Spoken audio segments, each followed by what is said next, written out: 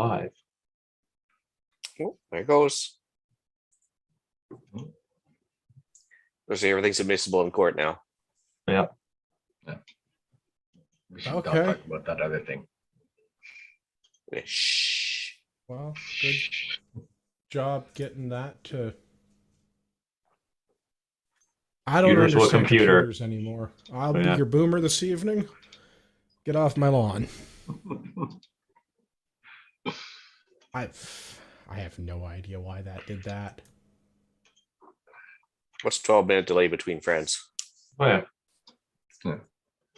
Careful now, some Fine. people might be getting home soon. That just means you get another beer. All right, sorry, gentlemen. Let's try this again. Hello to all you Patriots out there in podcast land, and welcome to the slightly delayed episode 334 of Canadian Patriot Podcast, the soon-to-be #1 book and rifle club in Canada, once we get our recording sorted out. Today is January 31st, 2022. My name is Andrew. Joining me tonight, we have Gavin, Ian, and Pierre. And we'd love to hear your feedback about the show. So please visit CanadianPatriotPodcast.com/feedback or email us at feedback@CanadianPatriotPodcast.com. Version of the show is available on Stitcher and iTunes. And happy Chinese New Year to any of our listeners celebrating this evening by getting drunk and listening to us. We need your help to support the Canadian Patriot Podcast. Visit patreon.com/CPP and become a Patreon. You can get a better quality version of the show for just $1 per episode. Sure, you're not a communist. Buy a CPP t-shirt for just $24.99 plus shipping and theft. Visit at CanadianPatriotPodcast.com. Follow the link on the right. You will be supporting more than one tax shelter, and it's greatly appreciated. All right, that brings us to my favorite segment. It's called What Are You Drinking? It's where I ask everybody on the show tonight what they're drinking. We'll go clockwise. Let's start with Pierre. Pierre, what are you drinking? 40 Creek.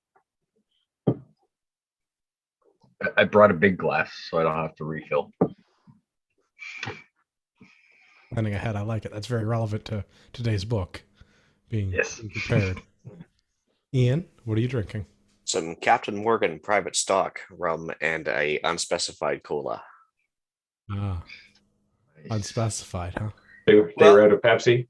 Well, when you actually look at the top 10 shareholders for each company out there, and you'll discover that it really doesn't matter who you drink anymore. So, I mean, fair. Never did. That's why I don't add mix.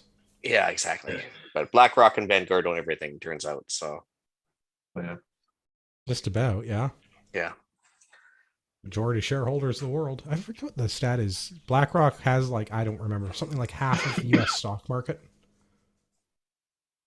Some obscene number. Yeah. Kevin, what are you drinking? I'm once again drinking the Wisers and Diet Pepsi this evening. Good stuff. I have something different from Black Swan Brewing this week. Last week was the English Pale Ale. Today we've gone to the India Pale Ale. It's like licking a pine tree. Does it taste much different than the English one? Yeah, quite a bit. More curry. Okay. Oh, more buttery chicken? Yes. That's I don't know if I would like that flavor as a beer. No, but I could seriously kill a plate of butter chicken right about now. Oh, that's delicious. Chicken korma, man. That's where it's at. Also good, yeah. Never a bad time for it. Wow. Those are my two go-tos if I go for Indian. It's the korma or the butter chicken. We need your help to support the show and get Andrew to brew his own Curry beer? Oh. curry beer. Visit patreon.com. I mean, I can get behind that. We'll figure out how to make a beer that, I don't know, butter chicken flavored beer. I've had worse things. Honestly, it kind of is appealing. Patriot Challenge. We're asking you to do 5 things every day to be a better person. Maybe contribute to society in a meaningful way. Exercise for 45 minutes. Practice a skill for 10 minutes. Read a book for 15 minutes. And drink 2 liters of water. Conveniently, I have more water. I just ran for 45 minutes on the treadmill because it's still cold outside. And it's book club today. There you go. Multitasking. I'm Yeah. trying to get it all done. Upcoming events, the CCFR's National Range Day, in which you should talk to your local range and organize a range day for June the 4th. The website has been updated. There's no information yet, but the website has been updated. So yeah. Thankfully, it's a little whiles away. That even if it Yeah. only comes out in a few weeks, there's still lots of lead time that we can hopefully convince FUDs to do something.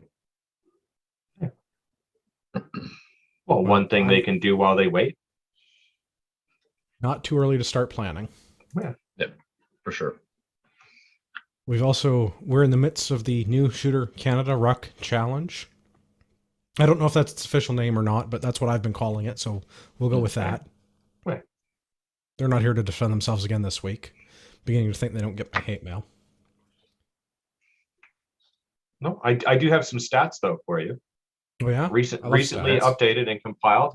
Metrics as of- are the most important. Exactly. As of right now, Team Ragnarok is 97.89 kilometers for week 1. Wow. That's everybody in our Strava group? Yeah, I think there might be a couple on Discord that I've missed, but I'll go and clean those up so that we've got really accurate ones. But everybody that's on the Strava thing that's posted, 97.89, and that's everyone's first attempt, because there's a few people that have done some second ones, and I haven't bothered to pick the better of the two. That's just whatever their first attempt was. Nice. Team New Shooter Canada, total of 15.23. I don't have any info from Mike, whether he did this or not, or any of the others, but I know that Josh, Amanda, and Benny have done this. Nice. And Team Ragnarok has already got 34.09 kilometers of week 2. Wow. We're getting after it. Yeah, a couple of keeners out there. Definitely. I'm still recovering from drinking, so I'll get there eventually. Yeah. But I have all week to do the second week of the challenge, which is good. It's 75 minutes this week. And as we've alluded to, we have a Strava club. So if you want to destroy your Persec, you can go post on Strava with your start and stop locations at the front door of your house. And we'll see which government agency comes to collect you first. Yeah. Just have preset measures in with everybody's contacts in case they snatch you guys up first compared to us. You hit the send button, we all get notified, and we can start running. Be greatly appreciated. And we'll be sure to put that on Strava so we can compare who was able to run further and longer. That's right. Yeah, I know. There was definitely concerns on Discord about per second. I get it, but also don't start and stop your GPS device in front of your house. I was gonna say you don't have to turn it on right away. And they've got a built-in thing that obscures your thing and everything else. So, not that I trust it super much, but whatever. No, I wouldn't trust it. It's one layer of. It's the same reason why when I push the home button on my truck's navigation system, it doesn't go to my address. I don't want people coming back to where I live. No. Then they'll have my truck and my house. Where will I live? Well, goes to your enemy's house. Maybe. For some reason, it keeps driving to Ottawa. I don't really understand. Weird. Somewhere on Sussex Drive is your house? Yeah, so those weird. damn racist convoy drivers must have programmed it. Well, we should talk about the convoy, but that won't be this week. This week is book club. Yeah. Yes. Book club. Oh no, book club book is keying out. There we go. Hold it up to the YouTube. If we hold it up to the microphone so you can hear at home. Yes. This is the True North Tradecraft Disaster Preparedness Guide, a primer on urban and suburban disaster preparedness. And this is by our friend Boris. And you might think I'm not going to be hard on it because we like the guy. And you'd be right. Yeah. But it's actually a very good book for. It is a good book, I think. Well, but specifically with everything going on in Ottawa and trucks not being able to get in and out and deliver things. If you haven't already read this, maybe you should before the grocery store runs out of everything.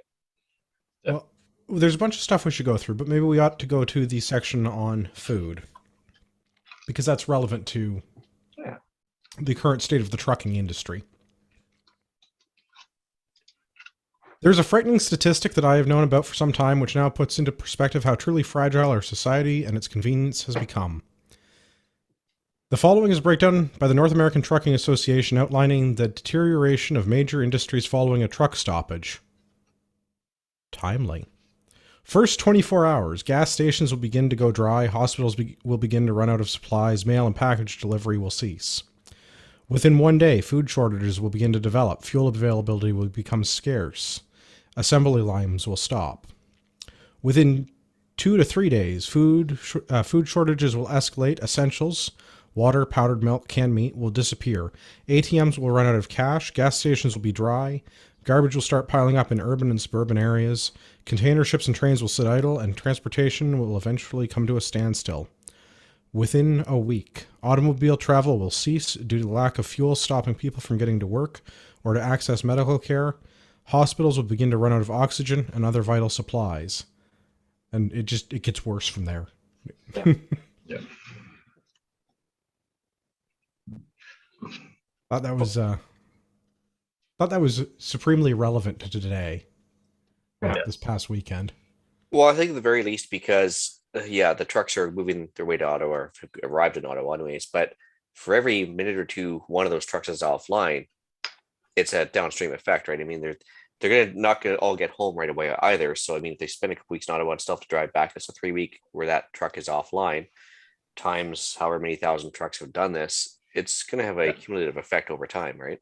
Well, and if you look at like how many trucks went there and how many loads a day, a week, a month, or whatever does that represent, and that's taken out. So now there's going to be a backlog. So yeah, that's a lot of deliveries that are not being made right now. Well, Right. I think looking at some of the convoy, I know it's been a lot of like transport trucks, 53-foot trailer trucks, but it's not just transport trucks. There's mobile cranes and cement and other construction type vehicles. There's been farm equipment and other heavy equipment that's been in the convoy. There's been snow plows.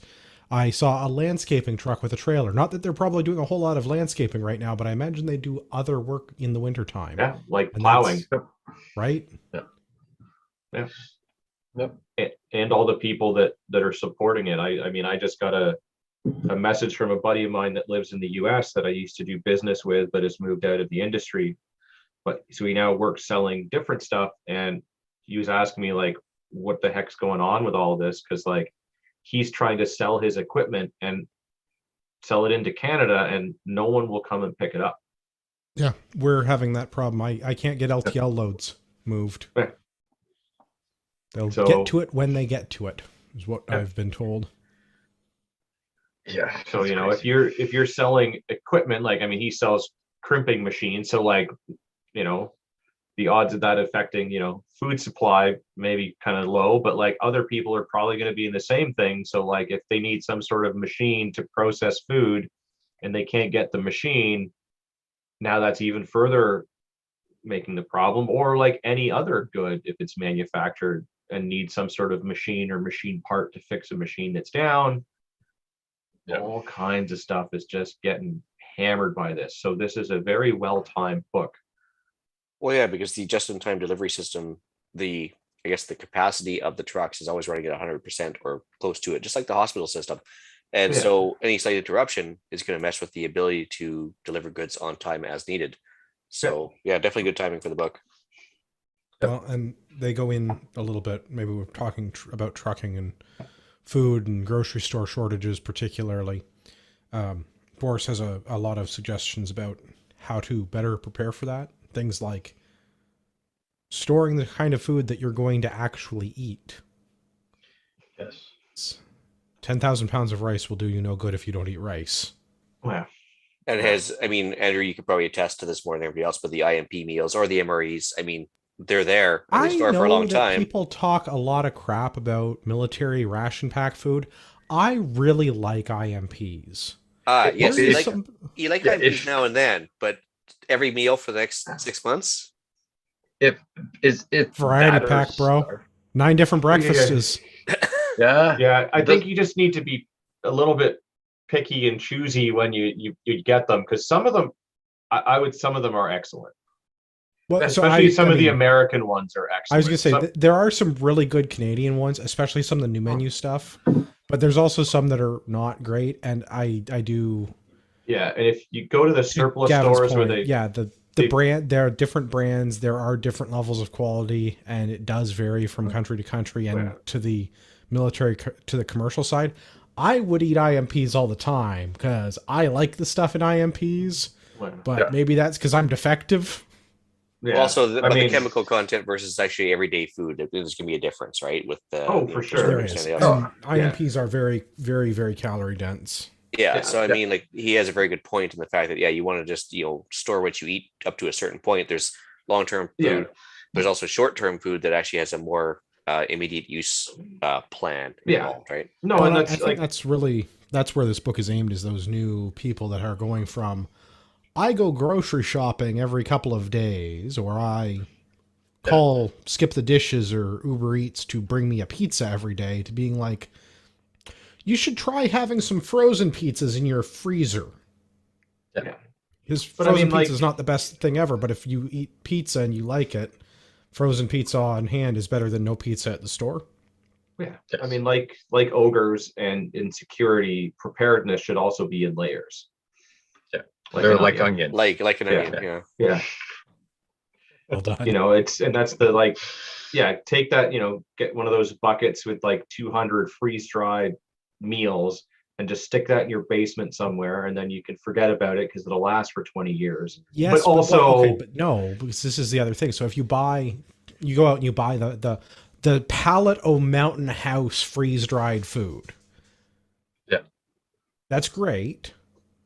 But if you don't use it, eventually it's going to go bad or not be as calorically nutritious as it could have otherwise been. I know some stuff doesn't technically spoil, but I mean the quality of the food degrades over time. You get that, you put it in the basement, you forget about it until you wear out of your short-term storage. And I don't mean oh crap, I need to go to the grocery store every 2 days kind of Well, that's, he really does talk about a lot of simple stuff like that. Storing what you eat, buying a little bit extra to build your pantry up, rotating your supplies through so that you're not just eating the new one all the time.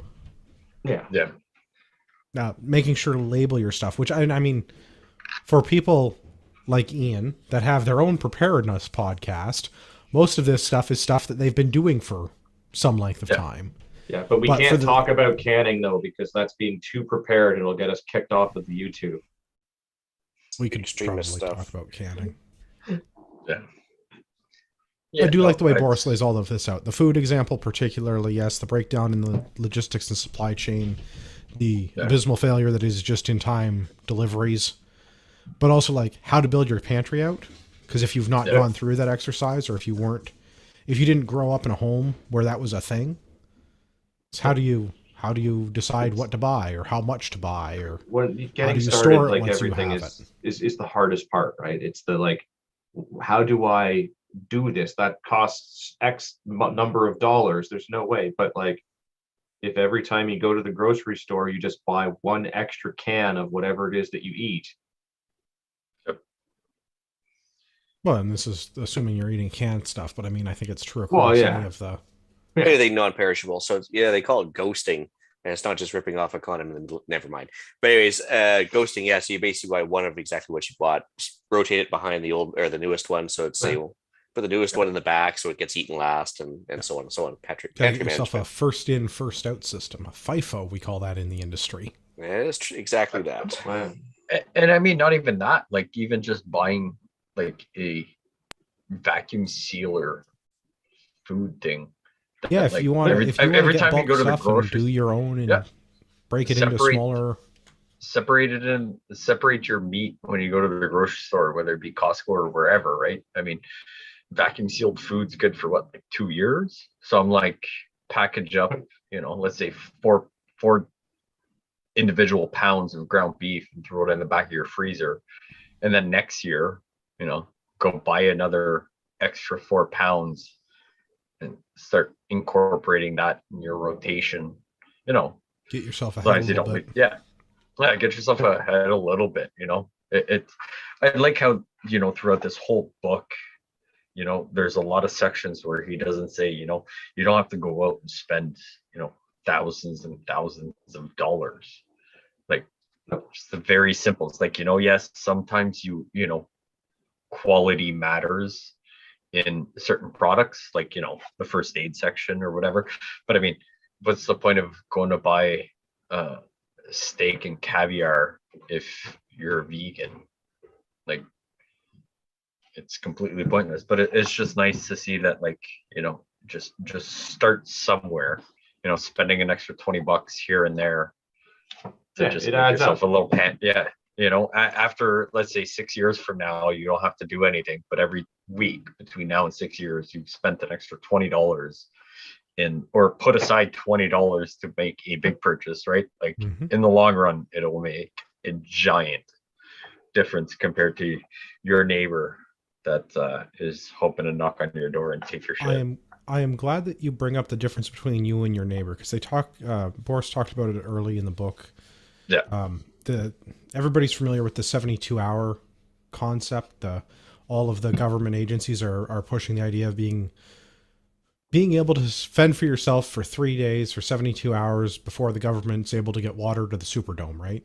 I realize this is an American example, but also, how many weeks did it take them to get water to the Superdome during Katrina? I think they're It still wasn't no working 3 on it. Yeah. days. No, this whole podcast has been about government inefficiency, and I can't imagine them getting anything done in 3 days. So I think they've actually changed that to a week. Yeah. And So- maybe some places have, as a rule, I believe it's been, or at least it was 72 hours. And Boris's suggestion is to go to 100 hours, because then you'll be in a better position than most of your neighbors for a whole extra day. Yeah. Yeah. I mean, I think always going improve your longer fighting than that is, of position, course, better. Well, right? Yeah. What last step in the Patriot Challenge? Do one thing every day to improve your life. That's Buy more like, canned goods. or get a bigger freezer and put meat and freeze stuff, or freeze vegetables. Learn how to can and preserve things that way. That's where the labeling thing comes in super handy, so that you know when things were preserved and what they are. Because sometimes it all just looks like some sort of mush. Like, but Yeah. just doing a little bit regularly is how you get there. Same with if you need to, like, increase your stockpile of ammo. You know, it's hard to just go out and buy $10,000 worth of ammo, which is like maybe it's 2 or not. 3 boxes these days. But like, if you start small and you just add a little bit every week or a little bit every month to all of those things, eventually you will have a decent supply of all of the things. And yeah, it'd suck if an emergency happens tomorrow, but you're not going to be in a worse position than you are already. So you may as well start small and build up. I mean, just for the ammo thing, right? Like, say you go through, you buy 100 rounds of 9mm every week, for example, and you take 10 rounds and put it aside every week. At the end of the year, you have 520 rounds in the stockpile. Yeah, exactly. Right? Is that Like, enough to be a stockpile if the media reported on it? Oh, that's more 10 than rounds. enough. Yeah. that's an arsenal. That's an arsenal. Yeah. But right, like, but just in difference, right? Like, that's over 5 weeks of what you would regularly go through, you know, put aside away for whatever, right? If you, I mean, What? it may not sound like a lot, but when you could just use 2 more rounds of 9mm, you know, because of circumstances Well, that I he mean, may describe in this book. I don't often take inspiration from religion, but the concept of like a tithing, do that with your stuff, but instead of donating it to the church, donate it to your stockpiles of whatever it is that you go through. Allow me to drop some religious inspiration on you then. I hung in the tree for 9 days and 9 nights, myself to my, or as an offering of myself to myself. Yeah. Sacrifice is important. Yes. I There, did now- not now you shoot can that last mag at the round to put it in my stockpile. Well, I don't know. The way the price of ammo and the price of fuel now, you've already bought some ammo and you've already drove to the range. You really probably need the fuel economy to not bring the extra weight of that magazine home. Yeah. But I mean, and fuel is an excellent. I mean, we were having this conversation. We had a bit of an autistic conversation about gas cans on the weekend. I mean, we had been drinking a little. It's true, but it all turns out that much like a lot of other things, we all use the same gas cans and have all arrived at that thing, independently, and have all done it sort of in the same way, where it's like we didn't all just go out and buy like 5 jerry cans. It was like we bought one and like, okay, this one's really good, and then I use it, and then you go over and you buy time we've all one. found our favorite jerry can, and it all happens to be the same. Yeah. So Scepter, if you want to start sponsoring the podcast, I will tell you the name of the podcast favorite gas can. Yeah, That is so funny that you guys decided on a Scepter as well. Because if you use gas cans a lot, they're the best gas can. No, Wedco has its perks, but it fails in the long term. So, but yeah, we've all went out, you bought one, you use it, you add another one to it, and then another one to it, and then sooner or later you've got 200 liters in your garage. Yeah. But like that comes in handy. So like we were talking in the book or whatever, like after a week the cars stop rolling. Well, you should be keeping your car relatively full all the time anyways. Is another one of those things that he mentions at one point in the book is like keep your fuel tank full. Like just the tank, stumbling a lot tonight. The gas tank in your car is a thing that you should keep reasonably full. Like top it off. Don't drive around with an empty gas tank, because you might need gas to go somewhere. Certain family members of mine are notorious for, because I'll go get in a car and wonder why it's under half and go to the gas station before I go anywhere, and then probably go to the gas station when I'm done going somewhere. And then they're ecstatic because they don't have to go to the gas station for the next 3 weeks. It's true. Yeah. Right. But nobody thinks about, as most of us probably know, right? Nothing sucks more than realizing like, I'll just gas up in the morning. Right. Then you wake up and you gotta, it never works. Everybody regrets it. Everybody does it. But this is also why it helps to have your own fuel on hand, because I mean, I've certainly done that. And then it's just like, I don't have time to go to gas up. So I will just go and I will take my jerry can from the back, put it into my car, and then I can go do what I need to do. And then that's also the reminder to recycle, sort of work my way through gas and then top up the car and the jerry can at the same time. But not in Boris's book, but if you get the chance to be Batman, you should be Batman. Absolutely. Yeah.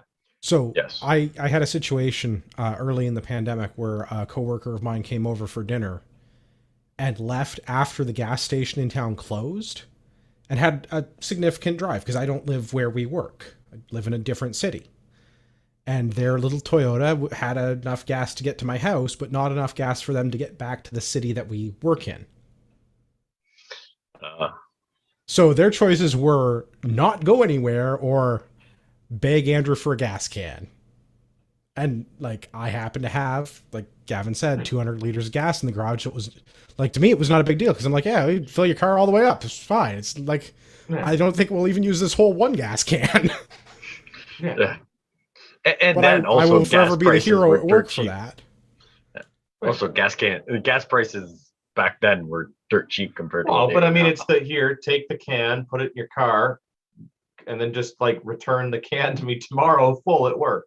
Or like if they're really close friends, you're just like, whatever, just don't worry about it.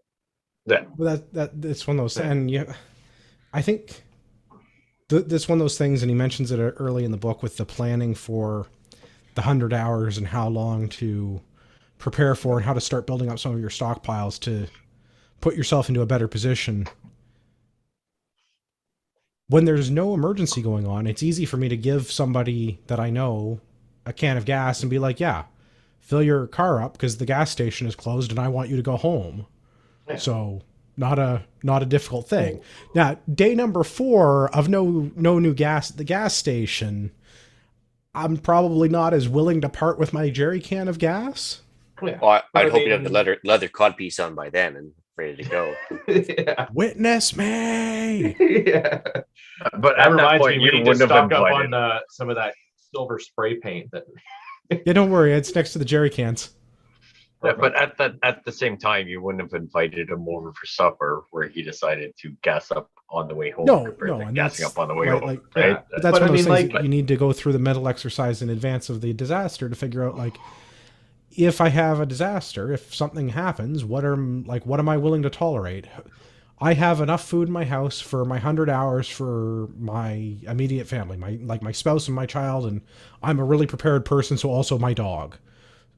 Yeah. Okay, but it was around Christmas time, so I have 4 relatives visiting. So my 100 hours of food for 3 people and my dog is now less than a 24. day's worth of food for 8 people. Yeah. The dog's looking So- pretty good all of a sudden. So just to clarify, you have enough food for your dog. What about the wife's dogs? I said what I said. Or so I have enough food for my dog. So from what I gather from this, having relatives over sucks and should not Oh. happen. or you could always just eat them, but like that It depends depends if you on like the them or not. Yeah. relatives. They're old Well, I think that's the chewy, thing is you know. you need to make the decision ahead of time.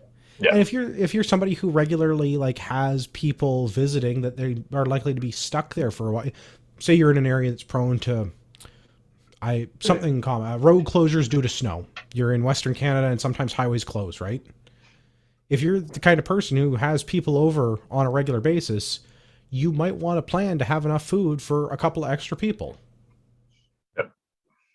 Right? Because that's a situation that could come up and you have a finite amount of resources. And I mean, some people, and I think Boris makes the joke pretty well in the book, if his in-laws are there and there's an emergency, maybe you just tell them to go and they can go and Yeah. fend for themselves.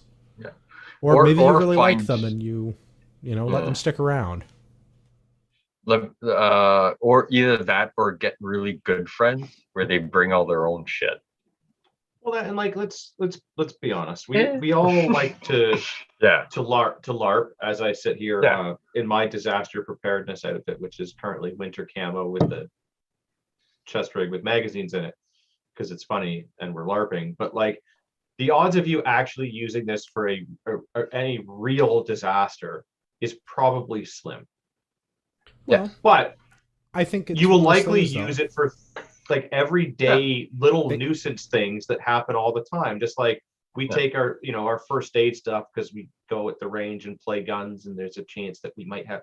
The odds are, though, that I'm not going to be ever using it for that. It's going to be some stupid thing that happens on the way to and from work or wherever else I'm going. Yeah. Doesn't mean that it's not important to do the things. It just means that like the reason that we're planning for this thing, and to reference Andrew's beer, this Black Swan event, right? Which for those that don't know is a thing that happens out of nowhere that you can't predict. I thought it was a Natalie Portman film. That too is Amazing. a thing. Like it's not that they don't happen, because they do, but like the odds of it are so slim that it's likely not going to happen to us. No, but But an emergency in or your- a disaster can be a very simple thing. Like them your coming to your not house, and the very gas prepared stations being coworker ran closed. out of Yeah. gas because they But they're failed not to. these epic like But apocalyptic things. if you're but it's prepared for if you're prepared for the zombie apocalypse, you're prepared Exactly. for a lot of eventualities. exactly, which is going to be how To- you to do it, and it's not going to hurt you to be able to lend 20 liters of gas or even just give it away to a coworker because you're prepared and you're in the situation to be able to do so.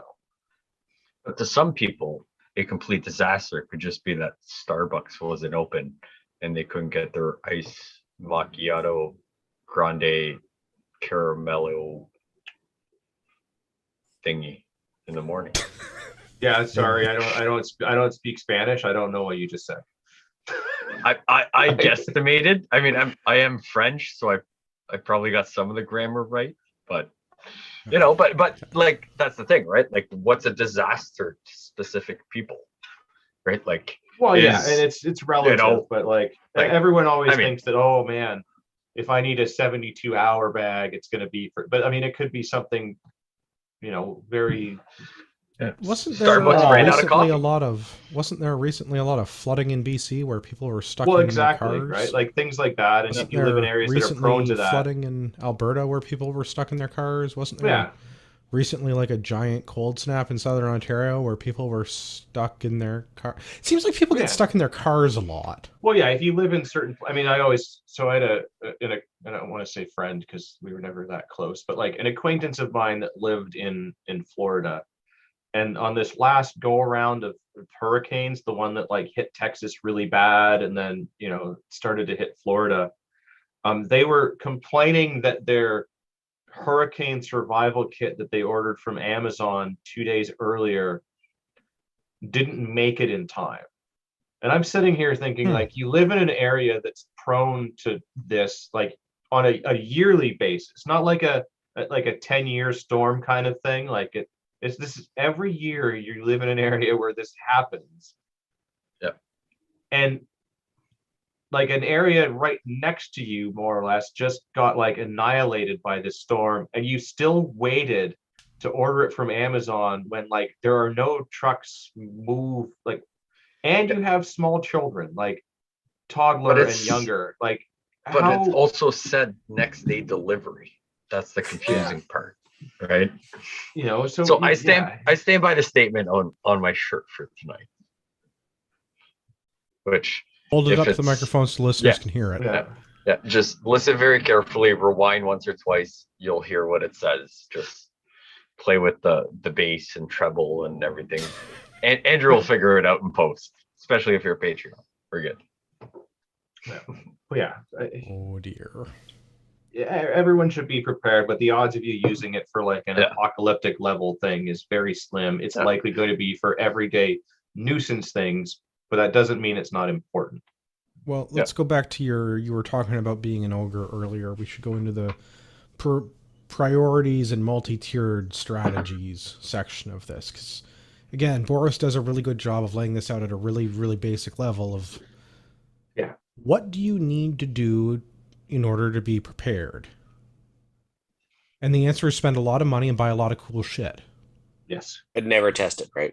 Yeah. and never test it. Yeah. Behind every blade of grass is a fat, out of shape boomer fiddling with their equipment for the first time. Yes. That's, I think, paraphrasing a quote from our friend Tyler. So also don't worry, no matter the disaster, YouTube will be there to guide you through anything. Why would you need to figure YouTube? out. Just wait for the government. They're going to come and save you. That's true. It's true. I'm here for the government. How to do things. Govern me harder, Daddy. Just wait for the government to tell you. So Boris goes through. He lays out, and I don't want to steal everything in the book because it is not a long book, but it is a very thorough, basic level. Like, do all of these things, and then research the next 5 layers of these layers. Yeah. Because you can be become the onion is what he's saying. It's not even become the onion. It's like, okay, so like shelter, fire, food, water, first aid, health, comms, power, security. And it's like, okay, you want to talk about first aid, like how far down the first aid rabbit hole do you want to go? Because you could just go get your Red Cross, do your St. John's Ambulance. Okay, you could go to do a Stop the Bleed course and learn how to correctly apply a tourniquet, not the way that St. John's Ambulance teaches it.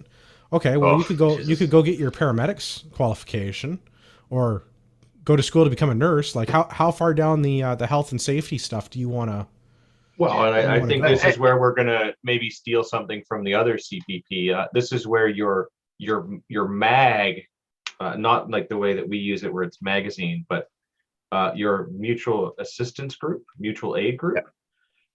They come in handy where like we don't all need to be nurses, but if one of us is, sure would be handy if somebody was, though. Yeah. So split that up amongst your family and friends that you trust, and make sure you get a little cross training. Well, yeah, and make sure whoever the nurse is looks good in the nurse outfit. Well, yeah, they got to have the candy striper outfit, or it doesn't count. Don't judge me. Just saying. To save space, Ian. There's no kink shaming. The redundancy department of redundancy is an important part of the whole thing, and yes, everyone should have Well, and I mean, like, Yeah. again, Boris mentions that a little bit further Yeah. into the book.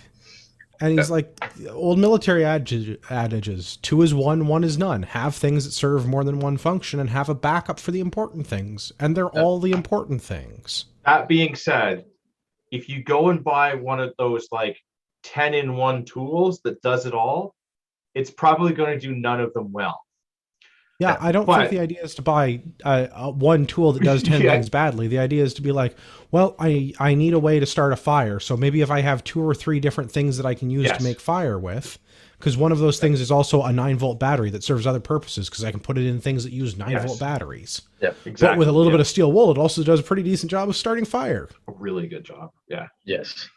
Yeah, but that's the sort of outside of the box kind of thinking that you need to do, because yes, you need to have some redundancies built in. And if something is used for multiple things, but not in like a shitty multi-tool, like 10-in-1 hatchet, spade, saw, radio, compass, like that thing they sell on like Facebook. Yeah, don't buy that garbage. But like, yeah, if all you bring with you is a lighter to start a fire and you fall in a lake, that lighter is not going to start a fire. And it's -10, the flint will never dry out. So should you maybe have waterproof matches in a waterproof container? You can go down the rabbit hole for whatever, but you have to decide on some of that stuff with your rabbit hole. Like, how many means of starting a fire do you want to have on your person, or in your bug out bag, or in your vehicle, or around your house? And with the whole the concept of layering and doing this as a tiered system, okay, maybe the things that you carry on you, and Boris talks about this and describes like the different levels, like the EDC, the personal emergency kit, the bug out bag, the home preparedness kit. I think that the bug in box maybe is what we're calling that. Yeah. The long-term self-sufficiency and preparedness lifestyle strategy for a 1 year or beyond. And then like, how do all of these things relate? Because if you're going to have a bunch of stuff around your house, it's probably stuff to use anyway. Do you need a special generator for an emergency? Is it different than the generator you have to run tools around your house when you need an outlet that's not conveniently located? The generator is just a generator. So whatever you need to run power off of, it doesn't need to be an emergency to be using it. Exactly.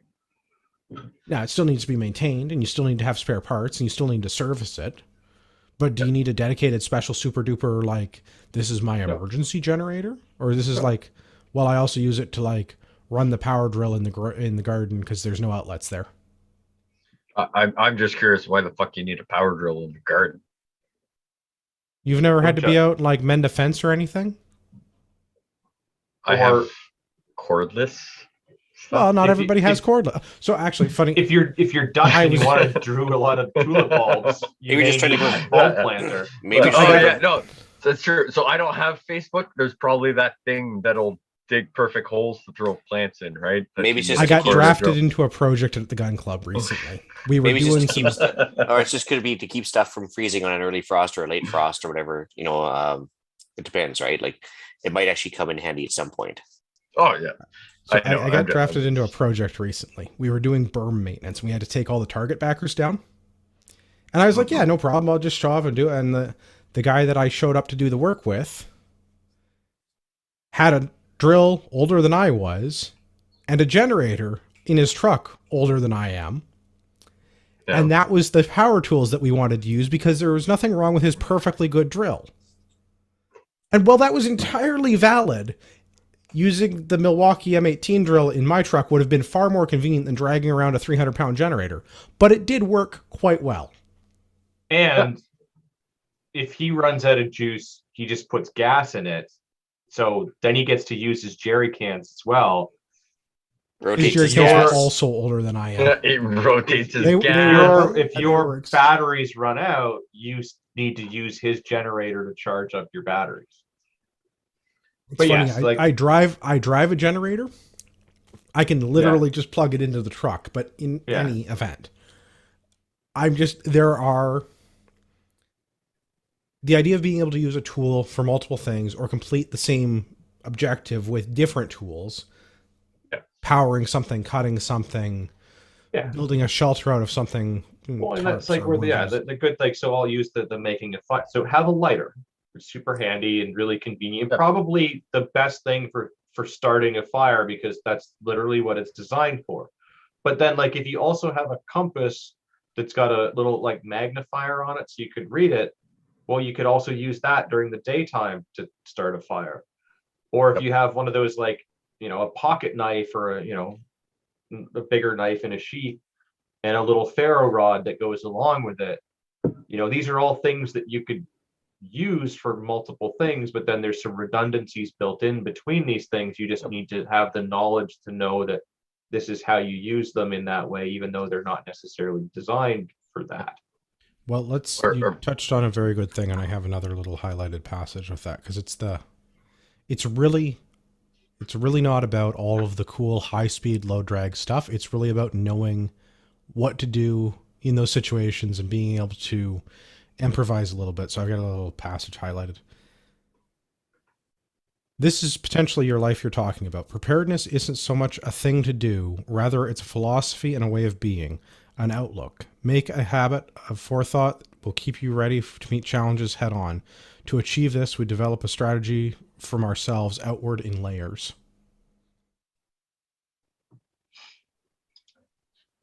Yes. Fair.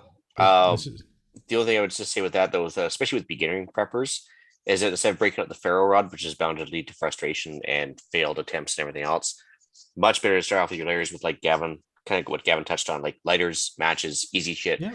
Simply for the fact is that they're going to have more successes and more stuff that they know how to use.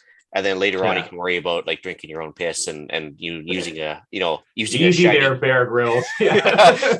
and using a shiny can to start a fire and everything else. Like, just keep it simple, because especially for starters, is like, layers can happen, but make them simple layers, please. Oh, I think Boris is too, but we're big fans of the keep it simple, stupid. And if you read the book, like, that's what he does, because you don't need to overcomplicate all of these things. You can build in simple redundancies where solution A and B and C are all simple and will work. And you don't need to, learn all of these crazy things like, if I mix this chemical compound and this one, it'll start a fire. Like, no, don't do that. No. Not for the new guys. If it becomes a passion, sure. Right. Yeah. And that's the thing. And maybe based on your skills and experience, that's closer to what you're into. Yeah. If you're already a chemical engineer, maybe that's up your alley.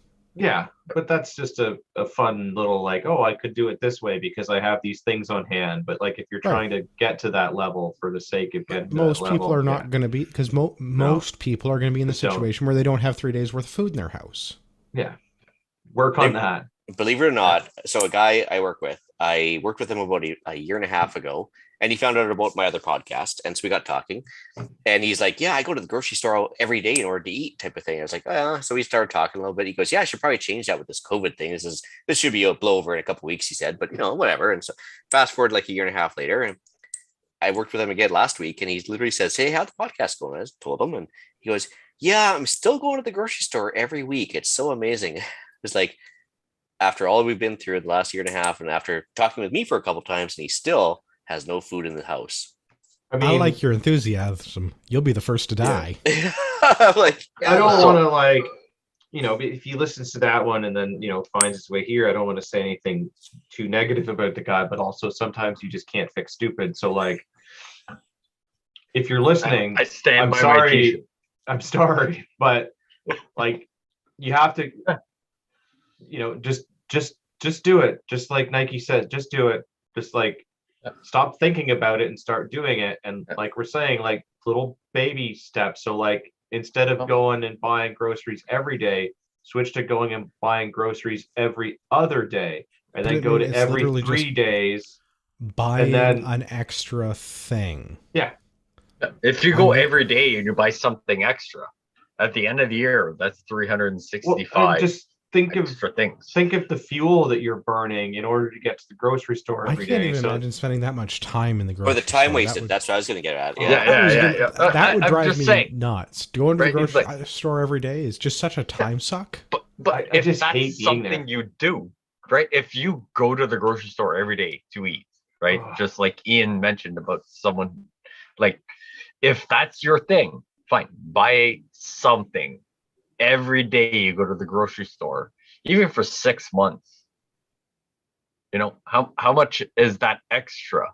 That if something like this happens, you're good for what, 3 weeks to a month and a half, right?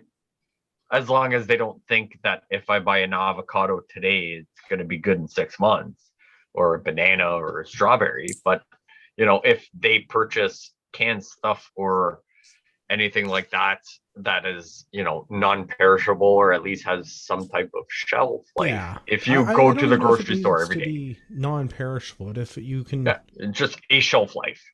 and I mean some stuff more than others. Like, yeah, I mean, don't buy a year's supply of avocados today, because we all know that avocados are either good the day you buy them or the day after you buy them. But there's never like a good time to eat them because they will immediately spoil, right? So like that, like And you're out they're of luck on that. disgusting. So Yeah. don't buy a year's supply of avocados because they won't be But good. buy a fuckload of rice and throw it in your freezer.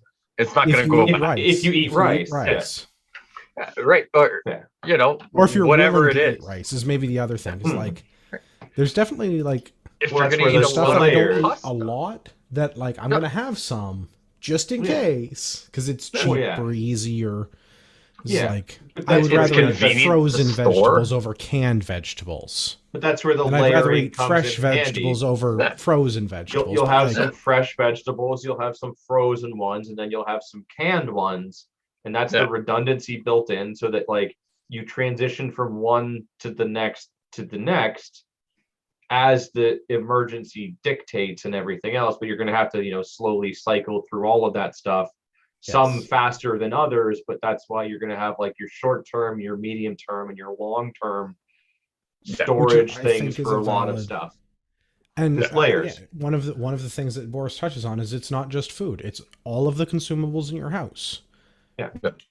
How are you set for serviceable, durable clothing, not suits and ties and skirts and whatever it is that women wear? I'm not good at this, but like I don't know. I feel like the girls at work probably are not going to be walking 4 or 5 kilometers home in their high heels and their skirts if we had to shut down the office. I feel like that's probably not going to be a great time. Like the sales guy, You can't do much manual labor in skinny jeans either. right? It cuts into it. So do you have durable, serviceable clothing that's going to protect you from the elements, whatever those are? We live in Canada. It was minus 35 on the weekend where Gavin and I were. It was freaking cold. And we were comfy outside for hours because we had the right kind of clothing. You guys left your skinny jeans at home and your high heels at home. Well, we put Yes. like multiple pairs of skinny jeans over top of one another to stay comical. warm. Yeah. You should And have then you seen put what your we high do with heels on multiple before pairs you of put high your heels. That's Yeah. right. Okay. No, yeah, So- you should have at least a couple of pairs of like high quality, durable clothes that like and like a needle and thread and know how to friggin' use it. Like you don't need to That's go. that being able to do some of those repairs to keep your clothing serviceable. And I wouldn't even specifically say high end quality clothes, but even just the clothes that, like you can buy a pair of socks, buy a good pair of thick, warm socks. What- Like they may not last you, 5 years, but if they last you a year of working, or let's For say sure. just Well, yeah. in Canada, right? There's But, obviously, like, there's that law of diminishing returns where like Yeah, you're going to spend you know? X amount on the thing or whatever, and it's going Right, to last like- you this, and eventually like spending quadruple that are you going to get quadruple the life? No, but like Yeah. it's But, all going to fit in your this- budget. But Yeah, say you go to Walmart and buy a bunch of stuff to do whatever, and then every paycheck you put $10 aside, and the following year you replace one of those Walmart items for a quality item. Yeah, like I'm not saying go out and spend $6,000 right now, but if you can afford $400 or $500, like kind of look for those budget items that are maybe not. I'll say quality with a capital K at the beginning, instead of the Q. You know, like, you know, for example, Giant Tiger, you can buy 2 pairs of really thick socks for $10. They won't last you a whole, like, a winter season. You know, maybe both pairs will last you a winter season, but what's the point of going out and buying a pair of socks for $50 because they're going to last you? Where I can, well, but I I'm mean, like, this is where like you know, you've got to do like, the thing. So if you go buy a yeah, decent pair of socks and you know how to use a needle and thread and yeah, Darn them. darn some socks or whatever, and you can repair them, you're going to be able to extend the life of those things so that, like, okay, maybe they're not the best pair of socks anymore, but they're certainly usable in a situation that extends for, a much yeah, longer period of time. Well, and let's yeah, take your average person as your example, like Boris talked about in the book. If you're an office employee or you have yeah. some sort of a work specific uniform, is that the kind of clothing that you want to use to get home in an emergency when you've run out of gas on the side of the highway because you were not, keeping your gas tank filled up and you had to drive 40 or 50 kilometers a round trip each day? And that was the day that the wife yelled at you and the kid was screaming. You were going to go to the gas station and then you didn't. But now there's a severe weather thing going on and the office is closed and you're getting told to go home. The You one want to time walk is home not in your penny advantage. loafers? The one time is not advantage to be a stripper. Well, although you probably get picked up at the side of the road real quick in that outfit. I But mean, I've been that guy. So like I do work a corporate office job, and I wear the uniform with the dress pants, dress shirt, dress shoes thing. And I have had my car break down in the wintertime, even in the city, not all that far from my place, but like far enough that I wouldn't walk. But then like my car is still abandoned there. So like I had to call CAA, and because it's during a bad weather system, everyone else is called CAA. Yep. But in my car, I kept my snow pants and my thick winter coat and gloves and my winter boots. And I had, my little 72-hour bag with some food and some water. And so even though it was, maybe an hour, hour and a half that I was waiting for them, my car wouldn't run. It's -20. I threw on my winter stuff. I was toasty. I had some water. I had a snack. So I was very comfortable and didn't mind waiting because I was prepared. King of So the in world my- compared to most people. Yeah. Yeah, in my opinion, a 2.6 of whiskey in the back seat is way cheaper than all these shit you just said. Or go to the dollar store, get a 2 pair of long johns and maybe some decent boots, and Just say a 2.6 in the back. Call the tow truck. So, They're yeah. gonna drive you. Just get drunk. You're good. So yeah, in the summer I don't worry so much. Like Yeah, not so worried about my clothes. Right. If I need Yeah, to, I can it's- always cut my dress pants into shorts. But like Yeah. in the winter, it's all weather related, right? Like, yeah, I did the swap absolutely out. you want to Yeah. keep that stuff there in the car to stay warm. I have, 4 or 5 pairs of socks, long johns, an extra set of work clothes. I have an extra set of regular clothes. I've got mediocre weather, cold weather, wet weather, dry, Yeah. crazy fucking cold weather, in the back seat of my truck. Like the back seat, nobody ever sits in the back seat of my work truck. well, yeah, And that clearly back it's all seat full of is full. clothes. Yeah, no, and it's just full of clothes, right? Like in the spring, 90% of that stuff's gonna come out, and like I can have a midget party in the back, right? But like this time of year, it's not an option, right? No, I keep a whole bunch of clothes, and then in the spring, I throw my rain gear in there. I throw an extra pair of socks, maybe an extra pair of boots, right? Like it's just understanding, what do you where do you live, and what are your thoughts on biggest threat, right? Like you live in out where I live. If I lived at a local, well, I shouldn't even say local store, we don't even have a fucking store, but if I worked at a store that was 15 kilometers that way, if you're looking on the YouTubes, I mean a 15-kilometer walk at -30 Hopefully not without the 40 pounds I've been doing the ruck march with. But, Yeah, but you think know, about how good you're going to be at it. oh, yeah, without the 40 pounds, I'll be here in no time, right? But, you know, keep an extra pair of boots or whatever, you know, so just and I think that's the nice thing about reading book beginning to end on this is just, you know, it's not so much that, hey, you need to go out tomorrow, get a second mortgage, take out 20 grand and go somewhere and do something about it. But it's just really kind of breaking down, like, what do you think is something you, not you want to worry about, but like something that is your thought of, you know, if you work a kilometer from your house, should you worry about spending $9,000 on a snowsuit to get home in case it's -20? Like, no, you live a kilometer from your house. You can do that in shorts. You'll get home and you'll be cold. But you won't be like, dead. yeah, like I potentially will work, you know, over 300 kilometers from my residence, you know, west or east from my house.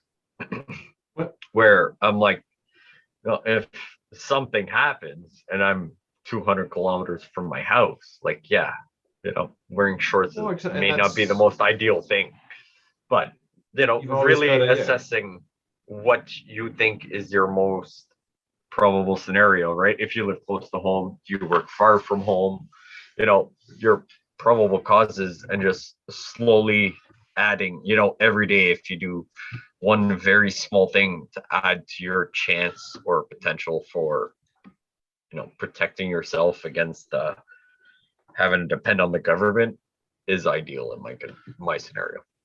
So Well, I mean, having read not through, even having to depend on the government, having to depend on anyone else. Yeah.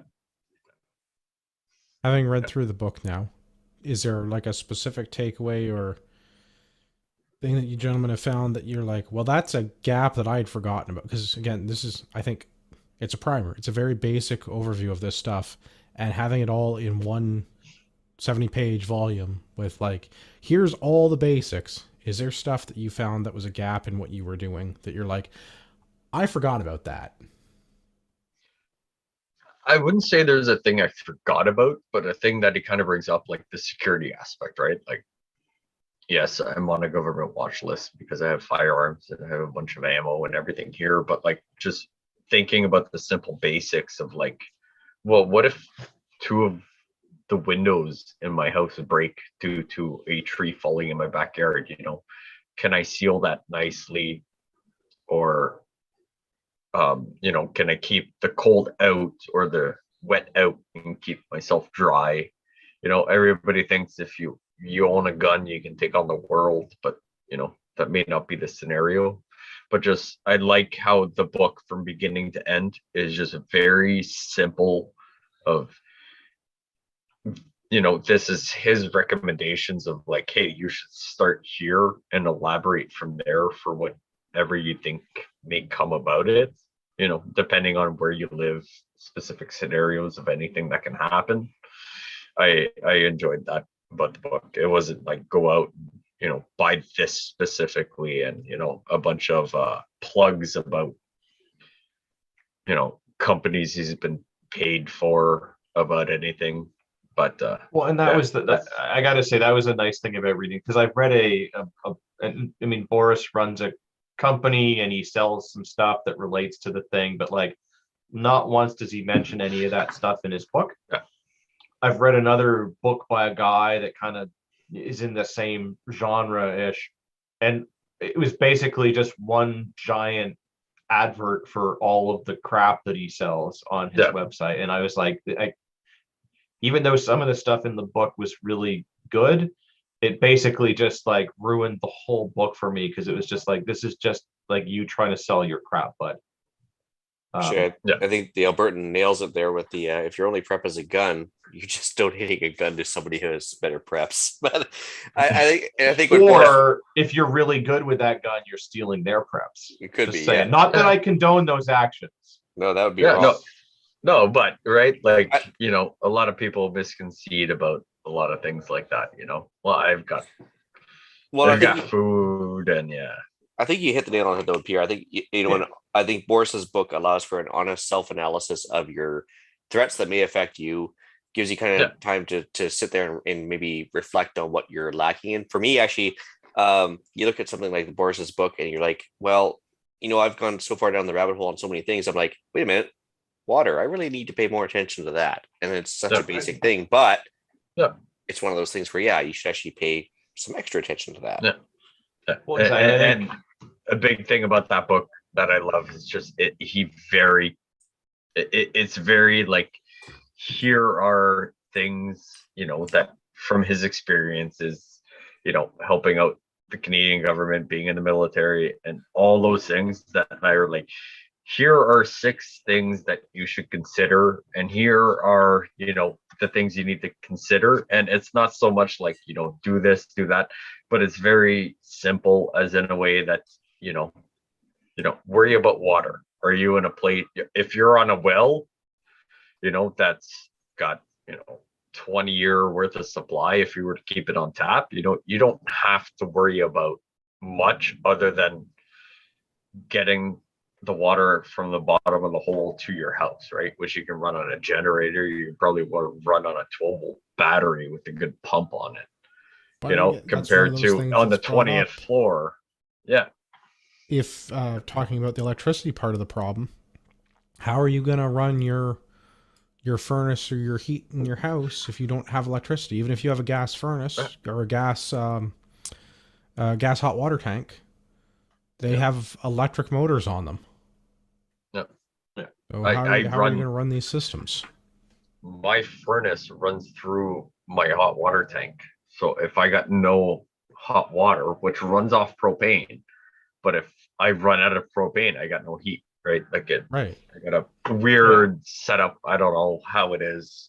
It's weird. It's messed up. It throws me off when I try and do any maintenance or repairs. But excuse me, if I got no hot water, I get no heat in my house.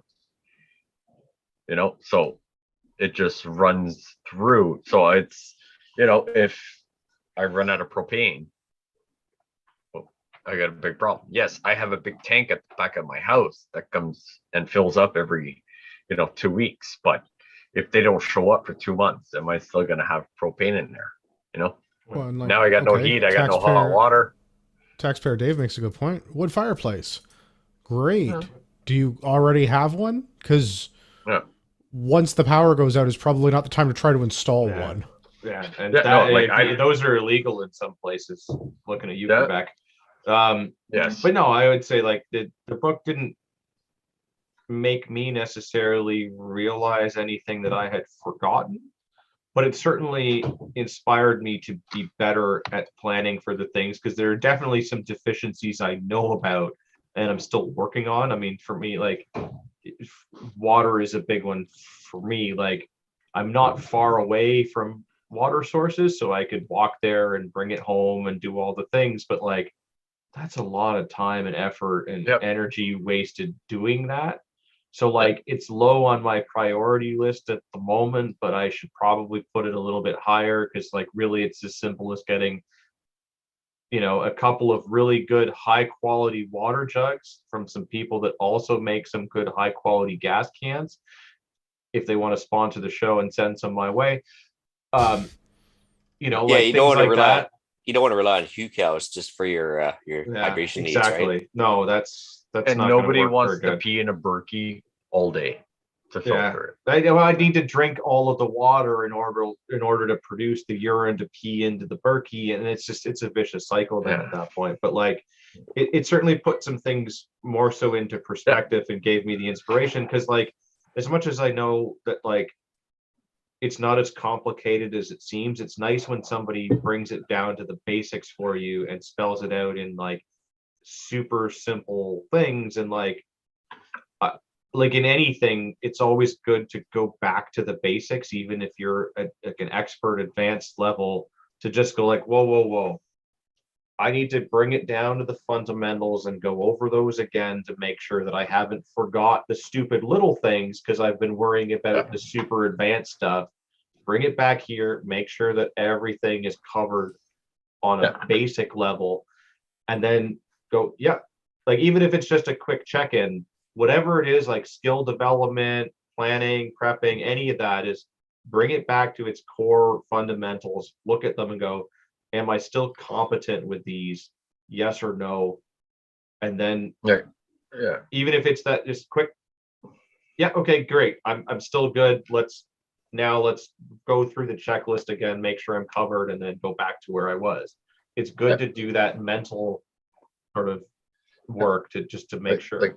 Like his first aid or whatever, if you work from home and you live on the 6th floor of a downtown apartment, is a stop the bleed full medical trauma kit that you can do surgery, sutures, gallbladder remover, an ideal kit for you compared to, Yes. potentially Ian, that doesn't, lives remotely, has his own farm where, he may be out and be like, oh, a tree fell down and I'm worried it's going to fall on my house.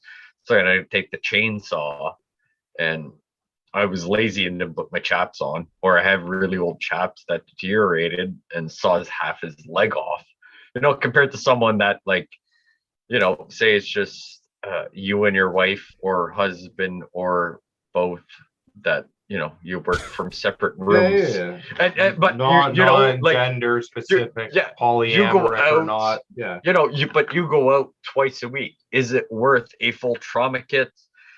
Worried about gunshot wounds, chainsaw issues, getting stabbed in the inner thigh, like those are probably not they scenarios. live downtown? Yes, I'm going with yes. Yeah, but they also live on the 12th floor of an 11th floor building. Yes.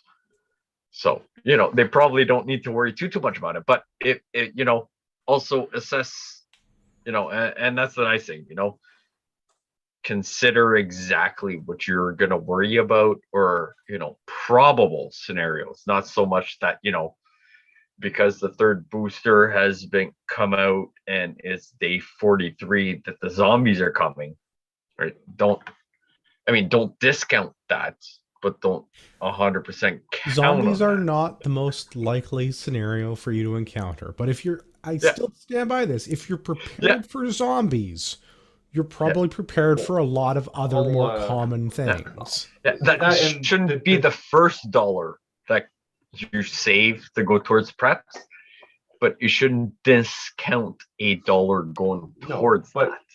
Zombies is kind of a metaphor, though, because zombies aren't actual mindless creatures coming to eat your flesh. Zombies are actually your mindless, unprepared neighbors coming to steal your preps. Oh, okay. Or staring at your iPhone or their iPhone. Or just borrow like 2 liters of gas, or like, can I please have a cup of sugar, or whatever it is that they don't have in an emergency.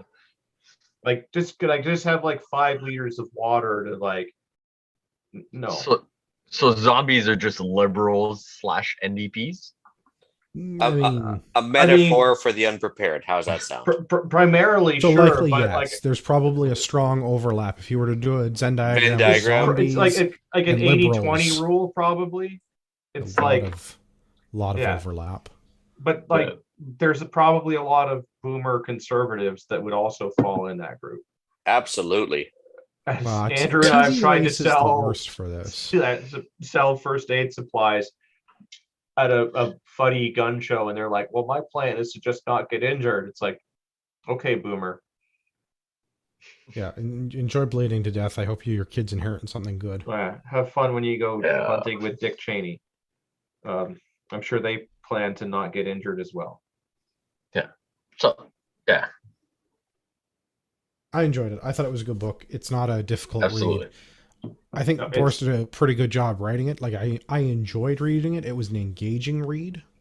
Yeah. Because I think I knocked it out about 3 afternoons. Yeah, it's very short, but a lot of information is packed in there in a very easy to digest way, which is super important for a book like this. Yeah. I read it in 2 days. And I don't mean like I woke up and started reading it, but like I woke up and I'm like, there was nobody up, and I don't work certain days where my daughter's in school from home. So like she went to school and I read it. And then the other day, like I read it in 2 days. And like, trust me, it takes me a long time to read a pamphlet compared to many other peoples that can read. And a very simple, very informative, fantastic book. I think everybody should read it. And whether you want to think anything he thinks is a crock of crap, or if you just take one thing of his slight recommendations or just slight thought exercises that he's like, do you think you're ready for this, or what do you think your odds are of this? I think it's well worth the price of the book, and supporting anything Canadian, I'm 100% up for. And I liked the end of most of the chapters that had that there was a little thing that it would be like, as a minimum, you should consider doing these things. And it was like an easy, like couple of line check boxes, like as a minimum, plan for 100 hours worth of self-preparedness. And this breaks down to like these many meals, or this much amount of water, or almost like a challenge. Almost, it almost is like a challenge. Yeah. Having extra sleeping bags and blankets for everybody in your house, like that's like, yeah, not going to be a difficult thing for most people to achieve. But like, yeah, do you have enough extra blankets if your heat goes out for a couple nights? Well, then like a great way to do stuff like that is, like we were talking about, like for certain things, it's easy. You go to the grocery store, you buy a little bit of extra every time you go. Eventually you have a stockpile of groceries. But for things like blankets and everything else, so maybe like, you've got 100% life on your blanket. And when you sort of get to that 80% mark, instead of wearing it out completely, you replace it at that point. And now you use the new one. You put the one that's still got 20% life away, because it's still good for an emergency when like maybe the heat goes out and you need to throw that extra blanket on top of your current one to get more warmth. It doesn't look so pretty, but it still works just fine.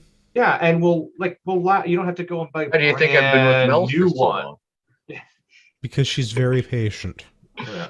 There's a lot of things she's very good at. Yeah, And you don't. yes, patience is one of them. You don't buy a brand new one per se. It doesn't need to be the current, cool pattern or whatever. But like you don't. Like it's not a total piece trying of to crap. tell me that surplus Army Gray is not the cool pattern? Well, I was just about to say that surplus Army Gray is always in fashion. The only better pattern than surplus Army Gray is like anything plaid. If it comes in plaid because it's wool, and it probably does. Yeah. Not that I'd like to promote that RCMP, but actually I have an RCMP wool blanket issued to certain members from the 1960s, and it is still in tip-top shape. So some of these surplus blankets are fantastic. I mean, those wool military issue blankets, while ugly as all hell, usually stay in pretty decent shape, are easy to repair, and they don't get uglier. Yeah, no. They don't get uglier. They last for forever. Like prettier.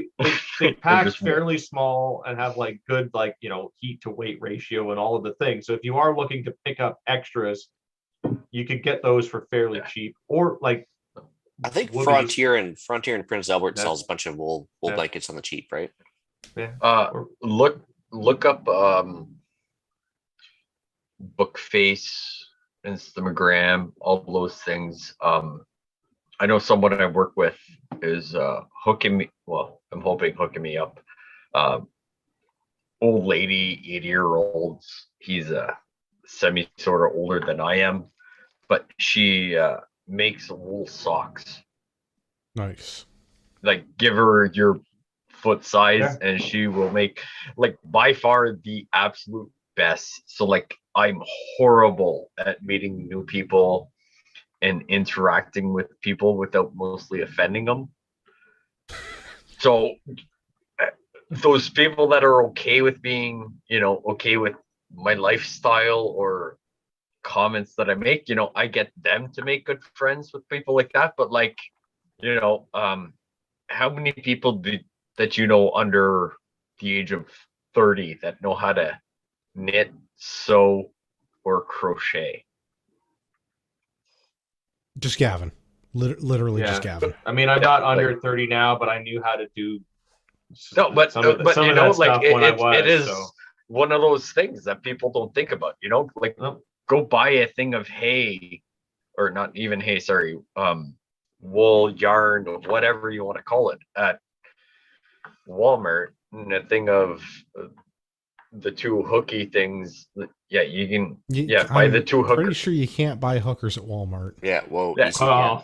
Yeah, Yeah, I think it depends on the Walmart, but yeah, it is. But right, like learning how to make a pair of socks, even though it may not be the fanciest pair of socks, but learning how to hooker or unhooker, whatever the other one is, you know. No. What's it's?